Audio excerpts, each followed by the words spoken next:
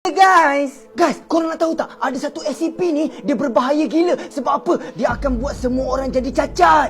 Dekat rumah korang, ada tak macam retak-retak dekat dinding ataupun dekat siling atap ke apa? Sebab apa saya tanya macam tu? Sebab SCP ni ada kena-mengena. Mesti korang nak tahu kan? Mesti ceritakan. Okey, ada seorang nenek ni, dia on the way balik rumah. Dia baru balik daripada pasar beli sayur. So masa dia dah sampai rumah tu, dia pun teruslah masuk rumah and tutup pintu. Tapi lepas tutup pintu je, tiba-tiba rumah dia jadi retak. Retak 1000, memang banyak gila. Lepas tu sampai atap-atap pun jatuh.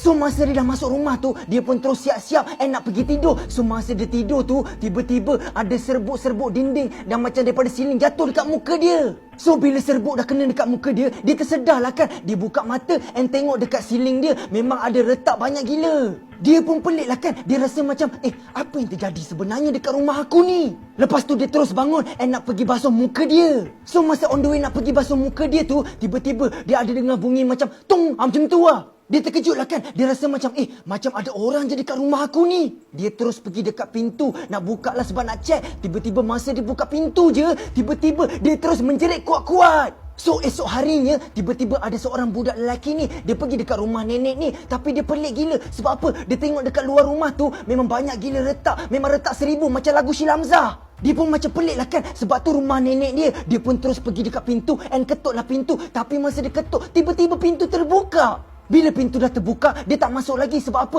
Dia rasa macam tak sopan. So dia panggil lah nenek dia. Nenek, ada rumah tak? Tapi nenek dia tak menyahut pun. So dia pun terus masuk dalam rumah tu. Tapi masa dia masuk dalam rumah tu, dia tengoklah dekat sekeliling. Memang teruk gila rumah dia. Sebab apa? Banyak serbuk-serbuk dinding, serbuk-serbuk siling semua ke atas lantai. Lepas tu banyak gila retak. So masa budak tu jalan sekeliling rumah tu, tiba-tiba budak tu nak naik dekat tingkat atas. Masa dia naik tingkat atas, tengok-tengok, dia ternampak bilik nenek dia terbuka. So masa dia nampak bilik nenek dia terbuka, dia pun teruslah cakap kuat-kuat, Nek dekat atas ke tu? Tapi macam biasa, memang tak ada orang yang jawab. Bila dah tak ada orang jawab, dia pun naik slow-slow pergi dekat bilik nenek dia. Dia naik slow-slow, nervous gila, takut gila. Tapi masa dia dah buka pintu je, tengok-tengok, dia tengangah, dia macam terkedu. Sebab apa? Dia ternampak nenek dia terbaring dekat atas lantai, macam tak ada tulang langsung. Tangan dia macam dipulas, macam boleh katakan pusing-pusing, twist macam stretch. Dan macam cicak kobing semua ada. Nampak macam suster ngesot. Tapi yang peliknya, budak tu tengok nenek dia, budak tu diam je. Dia tengangah, dia macam tengangah tengok je. Sebab apa dia buat macam tu? Sebab dia tengok rupa-rupanya nenek dia still hidup lagi. Macam mana nenek dia boleh hidup lagi sedangkan dah tangan dah tak ada tulang, macam dah kena teruk macam tu? Okey, cerita dia macam ni. Makhluk SCP ni, dia suka ikut orang yang selalu balik sorang-sorang. Lepas tu sesiapa yang duduk rumah sorang-sorang pun,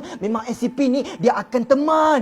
Tapi kalau makhluk SCP ni ada dekat rumah kita, automatik rumah kita akan ada retak banyak gila kat dinding. Lepas tu siling pun ada retak. Sesiapa yang nampak SCP ni je, badan dia akan bertukar. Lepas tu tulang dia semua akan patah teruk gila. Lepas tu tangan dia semua jadi memulas. Memang tangan badan semua jadi teruk. Ada orang tu, lepas dia jumpa SCP ni je, tangan dia tiba-tiba panjang jadi 2.4 meter. Lepas tu ada seorang perempuan ni, dia jumpa juga SCP ni, sampai tangan dia jadi panjang 12.5 meter. Tapi masalahnya, semua orang yang jumpa SCP ni je, muka diorang memang macam teruk gila, macam dah mati. Tapi masalahnya, sebenarnya diorang hidup lagi. So apa pendapat korang? Dekat rumah korang, ada tak retak-retak dekat dinding? Lepas tu retak-retak dekat siling semua? Macam rumah saya, Alhamdulillah tak ada. Saya pun takut juga. Tapi sebelum tu, saya ingin mengucapkan selamat berpuasa. Dan macam biasalah kan, dalam berfoya-foya, ilmu jangan tinggal dan solat jangan tinggal.